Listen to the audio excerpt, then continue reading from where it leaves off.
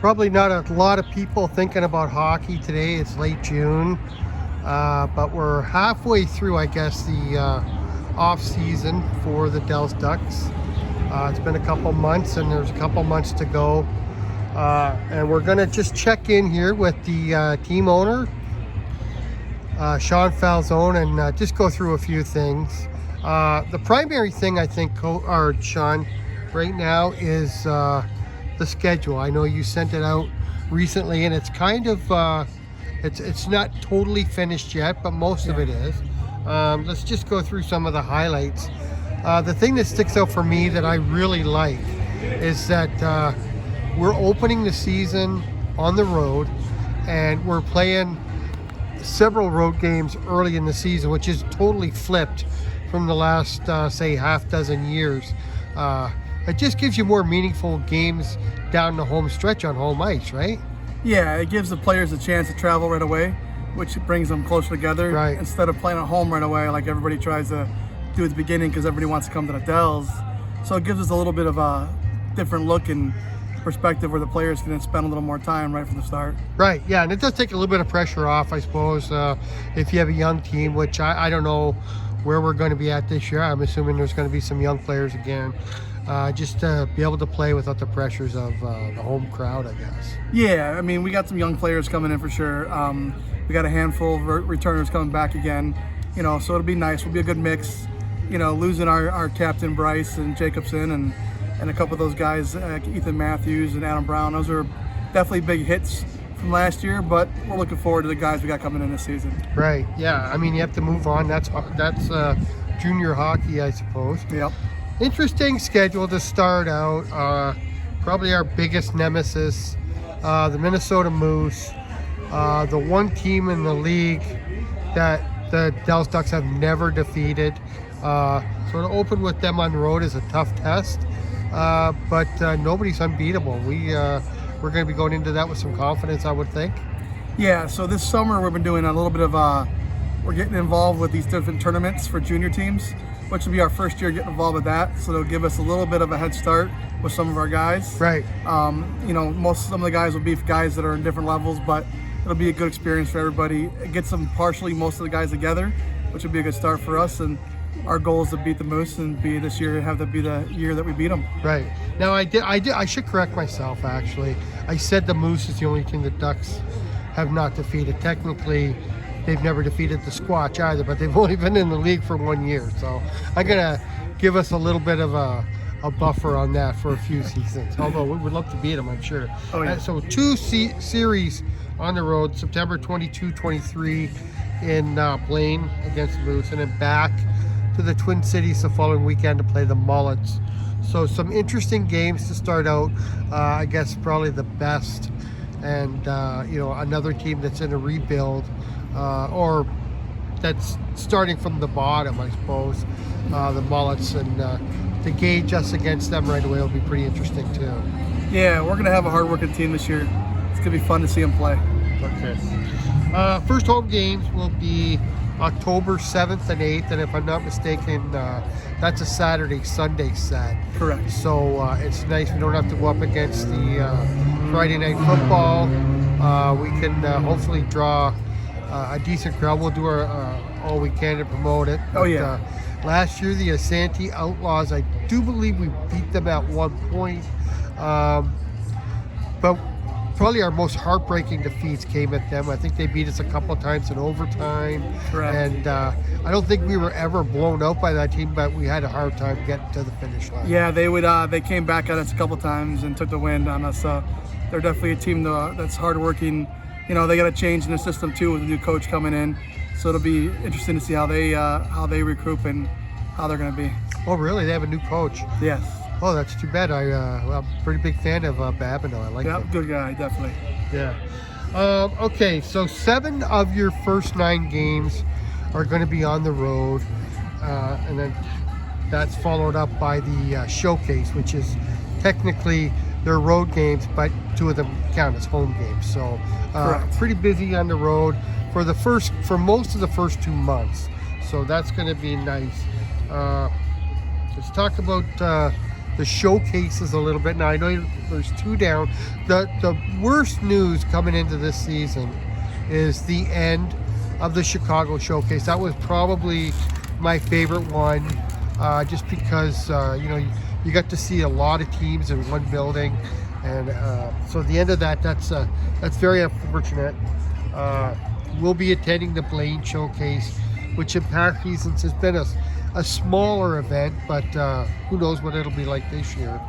And then the Detroit showcase, which I think we went to for the first time last year. Correct. Yeah, losing Chicago is a big hit for everybody. Yeah. I thought it was a major event that brought a lot of scouts in, so I'm kind of sad to see it go and disappointed. I know every year we do that before Christmas, and the players get a lot of discussions with NCAA schools and ACHA schools, and kind of disappointed it's gone. But I think it's going to draw more kids more teams into the Minnesota tournament and into the Detroit tournament. So we'll see how those go this year. We're excited to be part of them. So you have to pick up one more showcase somewhere. Are you leaning towards No, the league anything? has changed the rules now. It's only 2 showcases per team. Oh, that's it then? Yeah. So our showcases are done in early November. Correct. That's maybe, I don't know if that's good or bad, but at least we can focus on our own division right then. Well, we are playing against Nashville. Right. So Nashville's going to come to us, and we're going to go to them for for a couple weekends, give us a chance to play something different, and at the same time, a team that we've never even played before. So we're excited about it. Okay. Yeah, Nashville. Now I missed the home games, but I know it looks like we go to Nashville January 26th and 27th. Was that just up in the air? You can pick whatever team you want, just work it out. Nashville reached out to our division and asked who wanted to play them. I responded back, said I'd love to. Gives us a trip away at the same time. It gives us the opportunity to play something different. You play the same teams over and over again, it just becomes more of a war than a hockey game. So I prefer to have some kind of change in there. Okay. Yeah, so Nashville holds a special place for you, I suppose. Your daughter played AAA there for a couple seasons, and it's just a town that you really like to go to, I suppose. Oh yeah, love the rinks, enjoyed being out there. She played there for a couple years now, so it'll be fun to go out there and actually bring the boys out there and play. Okay. So any other new things or differences this year that you know of, as far as just the playing of the games? No, everything's pretty much still the same. Just a matter of finishing up, picking up the team, and getting this taken care of. And once this is done, then I'll know where I'll be a little more comfortable and know where we stand. Okay. Right now, we look good. I'm happy with the guys that Coach Rody's bringing in, and we're excited to see what they can do. I mean, having a couple of new coaches on the bench with Coach Rody is a big plus. You got Coach Collin there, Coach Trulock, and then you got Danny Smolin, who used to be one of our players, so you got him as a coach now. Right. So it brings a little bit different taste on the bench, a little different attitude. I think it'll be a big plus for us. Okay. Yeah, it's I don't want to a lot of the personnel and that type of thing. We'll let Coach Rody talk about that. But as the owner, I think if you're looking for support locally, which obviously you are, success plays a part in that, I think, and it's been a rough 6 or 8 years for the Ducks now. Last year was probably our best year in quite a while, and it goes without saying the bar is going to be set higher this year. Yeah, every year since I've owned the team, we've done better and better every year.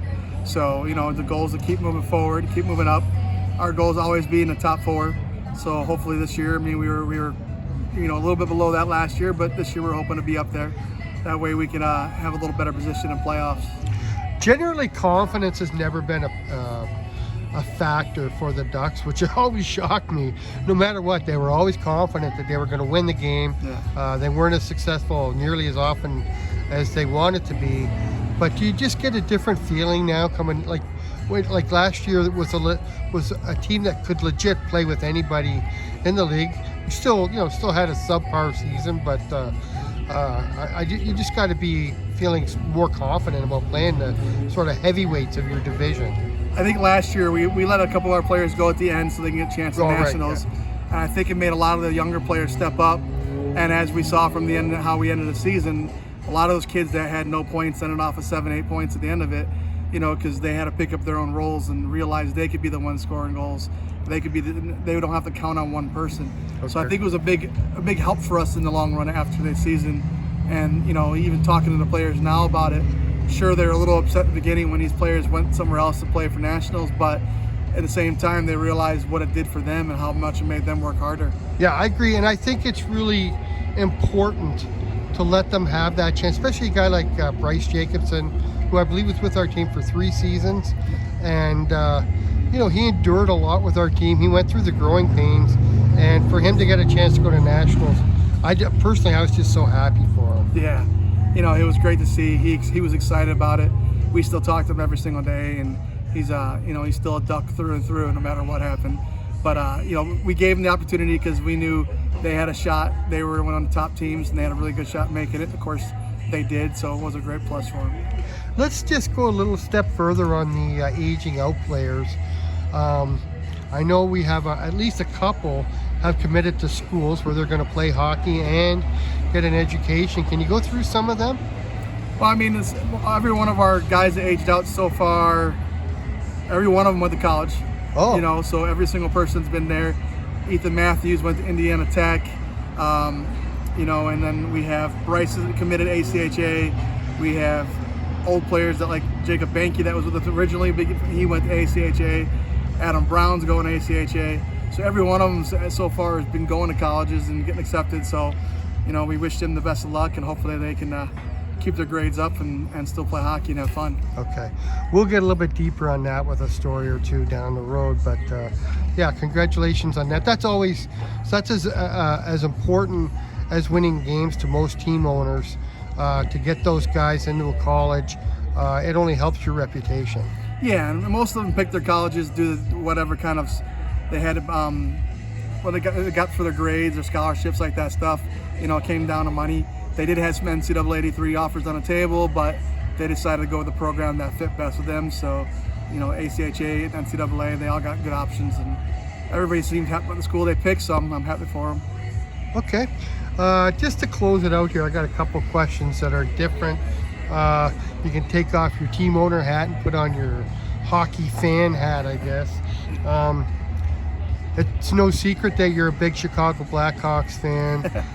How thrilled were you to see that emblem come up as the winners of the lottery? After the season they went through this year, it was great to see them get that first pick, and hopefully Bedard comes out and he's the player that he's supposed to be, and we'll be excited to have him. Yeah, and that actually kind of brings up my next question. Chicago was clearly bottoming out this past season, and they got rid of a lot of talent. To Brinkett, Taves and Kane are both gone. Yep.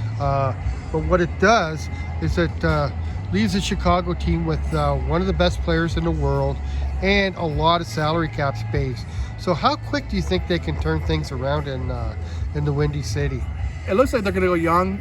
It's from the players that are up for trade right now. So we'll see. Like the Jones brothers are all up for trade now, and so we're going to see what they do. But I think within the next year they could be a strong team. It just depends on how fast Bedard adjusts to the NHL style of play. And I mean, it's a different game when you jump up in the NHL, but if he can adjust like McDavid and those guys did, he should be just fine. What are the chances of something big happening there besides Bedard? Do you think they might be active in the trade front or anything on the draft floor? I think they're going to be. They're going to have to be if they want to be competitive right away. They're going to have to trade away some of the good players that are older, a few more of the players that are older, I should say, since they already did that, and start picking up some young guys that can compete and are up there in rank and high level. Okay, you're going to be pretty happy to wear that jacket again, I suppose, in the years to come. One other thing, just before we take off, as a former Texan, what are your thoughts on an NHL team in Houston? It seems like that's going to be pretty much a done deal. They are the favorite. You think Houston can support a pro team like they do have I know they have the AHL team. Yeah. But what's your feeling on that? They'll be big enough. They can handle it. They'll have enough people there. It's going to be huge for Texas. I mean, Dallas Stars do great as it is for fan base and bringing in different crowds coming in. I think Houston's going to be the same boat. Houston's huge. Right. Other than being really humid, it's a great place to go, and hopefully they'll pick up the youth hockey program out there a little more and get a little bigger. Dallas right now has the biggest youth program in Texas, you know, with 8 different rinks. So I'm thinking Houston might be falling behind if they can get a NHL team there. Okay. I do one other thing I want to ask you about. It's not in the right place, but officially a cheesehead now. You live in Baraboo. You're a full-time resident in Baraboo. What were your thoughts on that? You know, the nice thing is there's no more commuting back to Texas and stuff like that. You just got to feel nice about that. Yeah, I love Texas, and it was a place that I met a lot of friends and enjoyed my time there. You know, but for us, we're here. I mean, the Ducks are here. We spend 90% of our time here, so it's kind of nice just to stay in one spot and not have to do the commute back and forth, which is a good 16-hour drive. And you know, this way we're here and we get to stay. And I love the pace of Baraboo. I love the being near the Dells, and it makes it just a more of a relaxful place to stay. Awesome. Thanks so much for this, Sean. Good luck with the rest of the summer. Let's talk again a little closer to the season and see how things are going, okay? Sounds good, thanks.